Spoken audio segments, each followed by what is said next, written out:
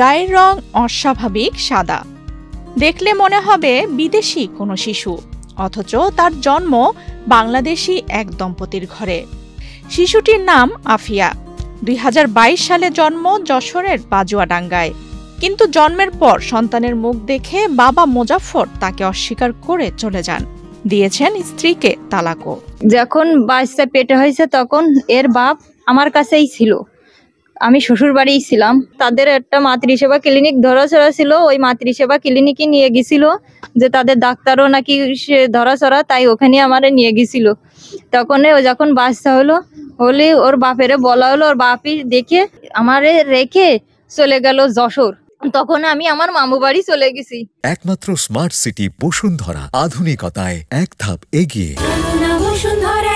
মামুর বাড়ি যেয়ে কয়েক মাস মতো থাকিছি, থাকার পরে তাই ওর বাপ আমারে তালাক দিয়ে দেয়। তা আমার তালাক দেওয়ার কারণ কি সেটা আমি জিজ্ঞেস করেছি, কসে এ বাচ্চা আমার না বলে সে কোনোদিনও বাচ্চাটারে মুহূর্তে ভাই কোলে নিনি। আপনাদের কি সন্তান নেই? আপনারা কি কোলে নেন না?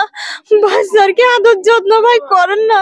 তবে আমি ডিএনএ টেস্ট করার জন্য প্রস্তুত ছিলাম ভাই, সেরকম সুযোগ আমি পাইনি। ও বাইরের দেশে নাকি চলে গেছে।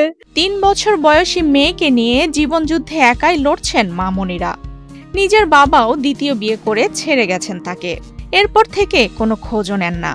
বর্তমানে আশ্রয় বলতে মনিরার বাবার এক ভাঙাচোরা কুঁড়ে ঘর। বৃষ্টি আর শীতের মাঝে কোনো রকমে সেখানেই মেয়েকে নিয়ে কাটে তার প্রতিটি দিন।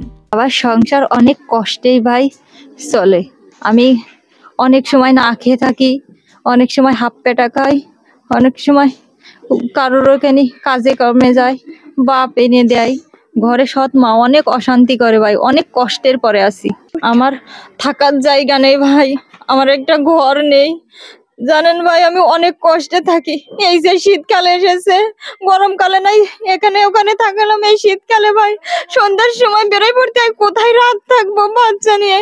এই যে ঘরটা দেখতেছেন ভাই, এই ঘরটায় দিনের বেলা একটু থাকি, রাত্রে ঘুমানো যায় না ভাই। টালি কোন সময় ভেঙে পড়তে পারে, আর অনেক ভয় করে, এই জন্যই বাচ্চানে যেখানে সেখানে থাকি। তবে আফিয়ার ভিডিও ভাইরাল হতেই বদলে যায় দৃশ্যপট। ইউটিউবার আর ফেসবুকারদের ভিড়ে দিনভর জমে ওঠে তাদের বাড়ি, আসে তাৎক্ষণিক কিছু সহায়তাও। তবে স্থায়ী সমাধানের ঘোষণা দেন বিএনপির ভারপ্রাপ্ত চেয়ারম্যান তারেক রহমান।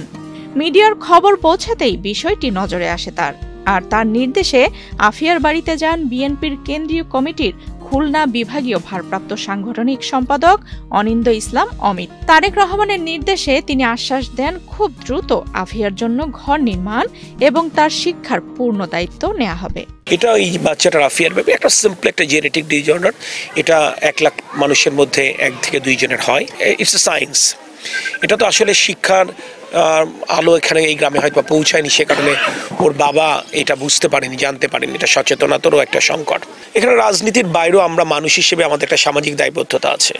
সেই দায়বদ্ধতার জায়গা থেকে আমি এসেছি। আপনাদের এই সংবাদটা যেমন আমার দৃষ্টিগোচর হয়েছে, আপনাদের এই সংবাদটা আমার প্রিয় নেতা তারেক রহমানের দৃষ্টিগোচর হয়েছে। উনিও আমার সাথে এই বিষয়টা কথা বলেছে যে আমি তোমার এলাকার ব্যাপারটা তুমি জানো কিনা। আমি বললাম জি ভাই আমি দেখেছি। তো আমি প্রথমত যেটা করবার চেষ্টা করব সেটা হচ্ছে এই যে ওর মা মানে আফিয়া তো থাকবার কোনো জায়গা নেই, ওরা রাতে বিভিন্ন বাসায় থাকতে হয়, এটা তো তাদের নিরাপত্তার জন্য একটা সংকট। আমি দ্রুততম সময়ের মধ্যে অন্তত ওদের মাথা গোজার একটা ঠাঁই করে দেওয়ার চেষ্টা করবো ইনশাল্লাহ। আমি আমার দলের নেতাদেরকে আজকেই দায়িত্ব দিয়ে যাব। আমি চেষ্টা করব এটা 7 থেকে 10 দিনের মধ্যে অন্তত ওর মাথা গোজার একটা ঠাঁই করে দেবো ইনশাল্লাহ। আর বাচ্চাটার মার চাওয়া হচ্ছে বাচ্চাটা আমাদের মতো পড়ালেখা করবে। ওর পড়ালেখা করবার যতদিন পড়ালেখা করতে চাইবে, ব্যক্তিগতভাবে আমি এবং আমার দল বাংলাদেশ জাতীয়তাবাদী দল বিএনপি সর্বতভাবে সাথে থাকবে। আমার প্রিয় নেতা তারেক রহমানের পক্ষে আমি কাজটি করব, আমার দলের পক্ষে করব, ব্যক্তি হিসেবে আমার দায়বদ্ধতার জায়গা থেকে করব।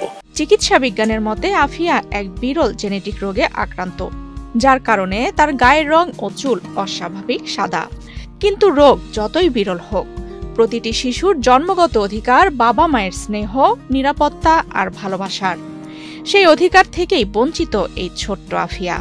এই নিষ্ঠুর বাস্তবতা যেন আর কোনো শিশুর জীবনে না আসে, এমনটাই প্রত্যাশা সবার। আফসানা রিপা, বাংলাদেশ প্রতিদিন।